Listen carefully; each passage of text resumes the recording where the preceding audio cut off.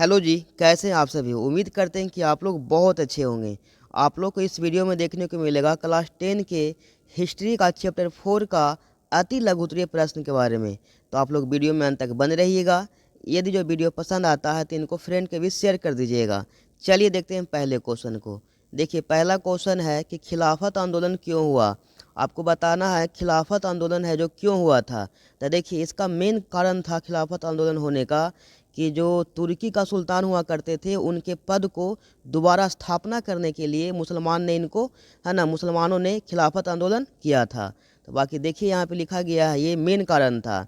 देखिएगा लिखा गया है यहाँ पे प्रथम विश्व युद्ध में ब्रिटेन के खिलाफ तुर्की के पराजय के बाद तुर्की के ऑटोमन साम्राज्य को विघटित कर दिया गया था।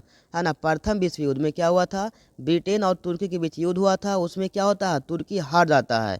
तो क्या होता है, तुर्की के ऑटोमन साम्राज्य को है ना विघटित कर दिया जाता है। तो लिखा गया है कि तुर्की का सुल्तान इस्लामी संसार का खलीफा हुआ करता था। है ना, खलीफा के पद को पुनर्स्थापित करने के लिए है ना 1920 ईस्वी में मुसलमानों ने खिलाफत आंदोलन किया था। तो देखिए कितना सिंपल है, इनको एक दो बार पढ़िएगा। है ना, देखते हैं आगे क्वेश्चन को देखिएगा। सेकेंड नंबर क्वेश्चन है कि रॉलेट एक्ट से आप क्या समझते हैं। रॉलेट एक्ट से क्या समझते हैं। देखिए रॉलेट एक्ट मतलब एक कानून था, एक नियम था। इस कानून में ऐसा था कि किसी भी व्यक्ति को बिना सबूत के और वारंट के उनको गिरफ्तार कर लिया जाता था और अपने मतलब गिरफ्तार होने के विरुद्ध में कोर्ट में अपील भी नहीं कर सकते थे। है ना, ऐसा ये कानून था, इन्हीं को काला कानून भी कहा जाता है। और बाकी देखिए यहाँ पे लिखा गया है कि बढ़ती हुई फ्रांसीसी घटनाओं को दबाने के लिए है ना न्यायाधीश सिडनी रॉलेट एक्ट के सुझाव पर 1919 में रॉलेट एक्ट अधिनियम बनाया गया। इस अधिनियम के अनुसार किसी भी व्यक्ति को बिना साक्ष्य यानी बिना सबूत और वारंट के गिरफ्तार किया जा सकता था। इस अधिनियम के विरुद्ध कोई अपील भी नहीं की जा सकती थी। तो आप इस तरह से इनको लिख सकते हैं सेकंड का आंसर। चलिए देखते हैं अगले क्वेश्चन को।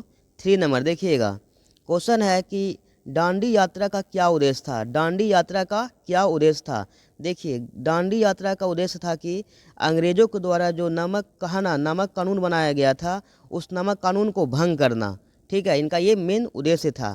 तो देखिए लिखा गया है कि गांधी जी ने 12 मार्च 1930 को साबरमती आश्रम से अपने 78 अनुयायियों के साथ डांडी समुद्र तट है ना डांडी समुद्र तक यात्रा शुरू किया। ठीक है, इस यात्रा का उद्देश्य था कि समुद्र के पानी से नमक बनाकर नमक कानून को तोड़ना। जो नमक कानून है जो बनाया गया था अंग्रेज के द्वारा, इन्हीं को तोड़ना, इन्हीं को भंग करना था इनका डांडी यात्रा का मेन उद्देश्य था। तो उम्मीद है कि आप समझ पाए होंगे। देखते हैं आगे देखिएगा 4 नंबर क्वेश्चन को। क्वेश्चन है कि गांधी इरविन है ना पैक्ट अथवा दिल्ली समझौता क्या है, क्या था। है ना, तो देखिएगा, देखिए गांधी इरविन समझौता है जो मतलब गांधी जी, यहाँ देखिए लिखा गया है कि 5 मार्च 1931 को गांधी जी एवं लॉर्ड इरविन के बीच एक समझौता हुआ था। है ना, जिसे गांधी इरविन पैक्ट कहा जाता है ना। इसे इसे दिल्ली समझौता के नाम से भी जाना जाता है। देखिए इसे दिल्ली समझौता के भी नाम से जानते हैं क्योंकि जो समझौता हुआ था ना ये दिल्ली में हुआ था, इसलिए इनको दिल्ली समझौता के नाम से भी जाना जाता है, गांधी इरविन समझौता को। ठीक है, इनको ध्यान रखेंगे। देखते हैं आगे देखिएगा 5 नंबर क्वेश्चन को। 5 नंबर क्वेश्चन है कि चंपारण सत्याग्रह का संक्षिप्त विवरण दे। चंपारण सत्याग्रह के बारे में है ना संक्षिप्त में आपको लिखना है। तो देखिए चंपारण सत्याग्रह है जो गांधी जी किए थे 1917 में। तो देखिएगा वाकई यहाँ पे लिखा गया है कि बिहार में 3 कठिया प्रणाली व्यवस्था प्रचलित थी। इस व्यवस्था में किसानों को अपने 3/20 भूमि पर नील की खेती करनी होती थी। इस प्रणाली के विरुद्ध में गांधी जी 1917 में चंपारण सत्याग्रह किए थे। तो आप इस तरह से इनका आंसर लिख सकते हैं जो कि बहुत ही सिंपल है। देखते हैं आगे देखिएगा 6 नंबर। 6 नंबर क्वेश्चन है कि मेरठ षड्यंत्र से आप क्या समझते हैं।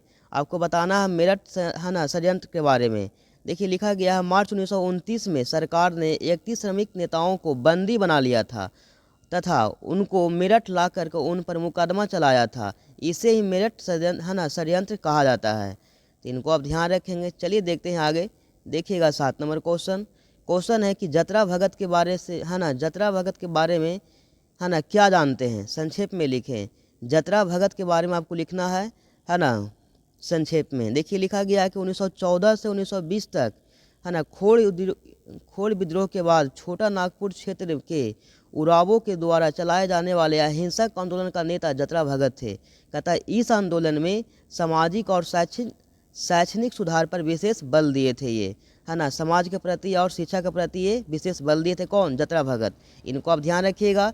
देखते हैं आगे 8 नंबर क्वेश्चन को।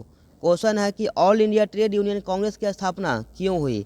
देखिए all India trade union Congress का स्थापना, है ना, 1920 में हुआ था। तो इनको आप ध्यान रखिएगा, जो कि कांग्रेस ने ही किया था। तो इनको आप देखिएगा, लिखा गया है कि CR दास ने सुझाव दिया कि कांग्रेस द्वारा किसानों एवं श्रमिकों का राष्ट्रीय आंदोलन के सक्रिय रूप से शामिल किया जाए, है ना। सक्रिय रूप से क्या किया जाए? श्रमिकों को इस आंदोलन में शामिल किया जाए, है ना, और उनकी मांगों को समर्थन किया जाए। इसलिए 31 अक्टूबर 1920 को कांग्रेस पार्टी ने ऑल इंडिया ट्रेड यूनियन को, है ना, यूनियन कांग्रेस की स्थापना किया था।